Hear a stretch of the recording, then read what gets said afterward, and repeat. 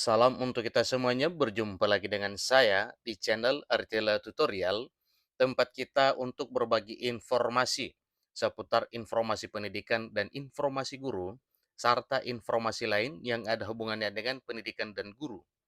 Pada pertemuan ini, saya menyapa seluruh Bapak Ibu honorer senair yang selalu setia melaksanakan tugas tanpa mengenal lelah.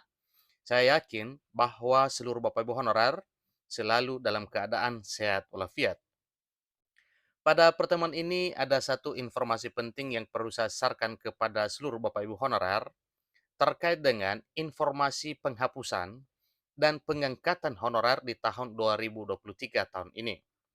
Nah, Bapak Ibu, dua versi ini baik penghapusan maupun pengangkatan ini sepertinya sudah diatur bahwa akan dituntaskan di November 2023 tahun ini.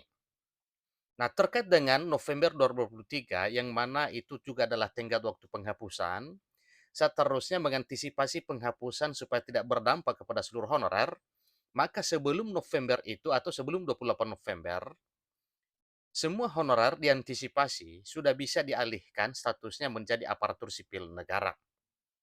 Nah, terkait dengan hal ini Bapak Ibu, simak informasi ini sampai selesai. Sepertinya ada beberapa hal yang perlu kita ketahui terkait dengan penghapusan dan pengangkatan honorer ini.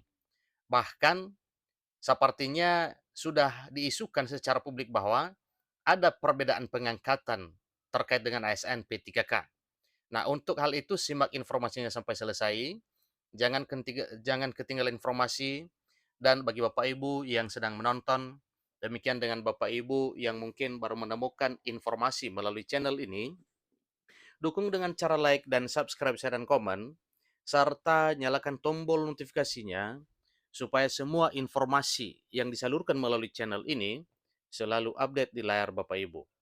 Tanpa basa-basi lagi, langsung pada informasinya.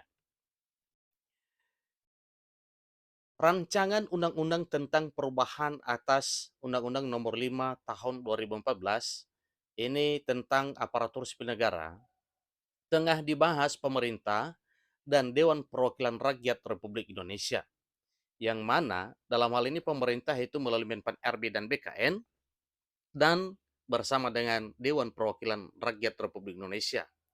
Tentunya yang kita harapkan di sini pembahasannya adalah yang hasilnya positif sebagaimana program pemerintah untuk melihat dan memperbaiki nasib honorer di tahun 2023 tahun ini.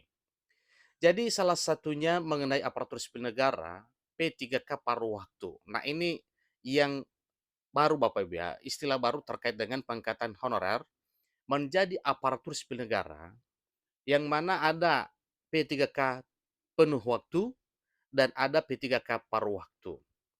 Tentunya kita wajib tahu kira-kira apa perbedaannya ini. Sementara statusnya juga adalah sama-sama sebagai aparatur sipil negara. Hanya beda paruh waktu dan penuh waktu saja. Ikuti terus informasi berikut. Anggota Komisi 2 DPR RI Gus Pardigaus kepada CNBC Indonesia menyampaikan satu penjelasan terkait dengan pegawai pemerintah dengan perjanjian kerja atau P3K paruh waktu dihadirkan dalam revisi undang-undang itu untuk mengakomodir tenaga honorer di lingkungan pemerintahan. Ingat Bapak Ibu ya, tentunya pada dasarnya kalau hanya P3K penuh waktu saja, maka semua honorer tidak bakal tertampung menjadi aparatur sipil negara di tahun 2023 tahun ini. Tetapi dengan versi baru, selain daripada P3K penuh waktu, ada juga P3K paruh waktu, maka tentunya ini adalah bentuk keadilan yang merata kepada semua honorer walaupun sedikit ada perbedaannya. Jadi tujuannya benar-benar untuk mengakomodir tenaga honorer di lingkungan pemerintahan, baik honorer di instansi pemerintah pusat, demikian dengan honorer di instansi pemerintah daerah, yang terdampak kebijakan penghapusan tenaga honorer pada 28 November mendatang ini. Tentunya kita berpikir secara logis. Kalau seandainya hal ini tidak diterima berarti honorer akan dihapus. Artinya, honorer yang tidak bisa diangkat menjadi ASN P3K penuh waktu tidak mau menerima ASN P3K paruh waktu berarti ya sabar, tentunya ini tidak sesuai dengan mekanisme. Maka dengan hadirnya informasi terkait dengan P3K paruh waktu ini, Ya, syukur saja ya karena memang ada solusi yang terbaik dari pemerintah terkait dengan hal tersebut. Kemungkinan hanya beda nama saja, tetapi dari kesejahteraan mungkin sedikit berbeda, tetapi aspirasinya ditampung sebagai aparatur sipil negara. Dengan begitu, unsur baru tersebut ini menjadi solusi supaya tidak kehilangan pekerjaan dan menurunkan pendapatan mereka dalam arti jangan hilang pendapatan dan jangan hilang pekerjaan para honorer dimaksud. Sekaligus tanpa menambah beban anggaran pemerintah untuk belanja pegawai demi mengangkat 2,3 juta tenaga honorer hasil verifikasi pemerintah. Nah, sebagaimana kita ketahui Bapak Ibu bahwa 2,3 juta tenaga honorer ini adalah hasil pendataan honorer non-ASN melalui aplikasi pendataan honorer non-ASN BKN di tahun 2022 yang lalu. Dan terjaring kurang lebih 2,3 juta tenaga honorer yang mana hal ini telah dinyatakan lolos verifikasi dan kemungkinan ini siap untuk diangkat menjadi aparatur sipil negara di tahun 2023 tahun ini sebagaimana jadwal yang telah ditentukan yaitu November dan bahkan paling lama 28 November 2023 menjelang akhir tahun ini.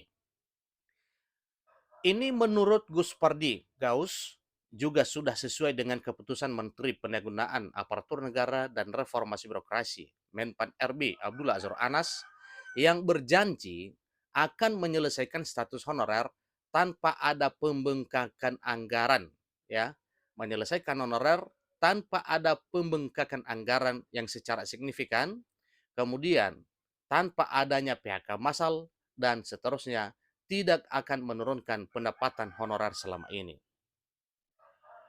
Ini menjadi win-win solution. Kalau per waktu, tentu anggaran gajinya tidak sama dengan full time. Jadi meringankan anggaran negara. Di satu sisi, para honorer ada kepastian dia bekerja di pemerintahan. Ini bagian dari perubahan yang akan dilakukan pada revisi Undang-Undang ASN.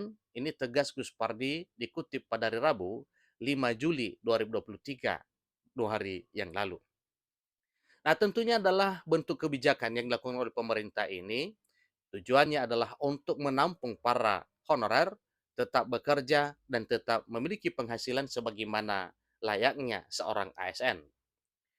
Selain mengatur ihwal P3K per time, Gus Pardigas juga menegaskan secara garis besar revisi Undang-Undang Aparatur Sipil Negara atau yang dikenal dengan RUASN juga akan mengatur penguatan kelembagaan Komisi Aparatur Sipil Negara atau KASN, kemudian Badan Kepegawaian Negara BKN, dan Lembaga Administrasi Negara atau LAN. Di samping itu yang melanjutkan juga dibahas tentang penguatan sistem merit, digitalisasi pelayanan publik, hingga perencanaan pengadaan ASN dengan memastikan keterlibatan Kementerian Perencanaan Pembangunan Nasional, PPN, Bappenas, dan Kementerian Keuangan. Jadi sesuai dengan RPJMN pemerintah, misal kita mengembangkan pariwisata, tentu ASN yang direkrut orang yang ahli di bidang itu. Begitu juga masalah guru, masalah kesehatan, tentu porsinya menjadi bagian penting dalam grand desain perencanaan penambahan rekrutmen para ASN itu, tutur Gus Pardigaus selaku anggota Komisi 2 DPR RI. Jadi itulah informasi yang PU terkait dengan solusi yang dilakukan oleh pemerintah untuk tetap meyakinkan para honorer bisa diangkat menjadi ASN, yaitu dengan sistem P3K penuh waktu dan juga dengan P3K paruh waktu. Tentunya ini adalah solusi yang telah dipikirkan dan kemungkinan suatu waktu ini akan berubah sesuai dengan kebutuhan dan sesuai dengan regulasi yang ada. Demikian informasinya. Semoga semua AS honorer di tahun 2023 tahun ini terkabul impiannya menjadi aparatur sipil negara paling lama November 2023 menjelang akhir tahun ini. Demikian informasinya. Semoga informasi ini bisa menjadi bagian sukacita bagi Bapak Ibu honorer yang sebentar lagi pemerintah akan mengetuk palu pengangkatan menjadi aparatur sipil negara di tahun 2023 tahun ini. Nah, Bapak Ibu, satu hal yang perlu diyakini, bahwa penghapusan honorer yang dimaksud bukan penghapusan pemecatan PHK tetapi penghapusan status saja, artinya status honorernya dihapus, dialihkan menjadi aparatur sipil negara atau ASN. Demikian, sampai ketemu pada informasi berikutnya. Terima kasih.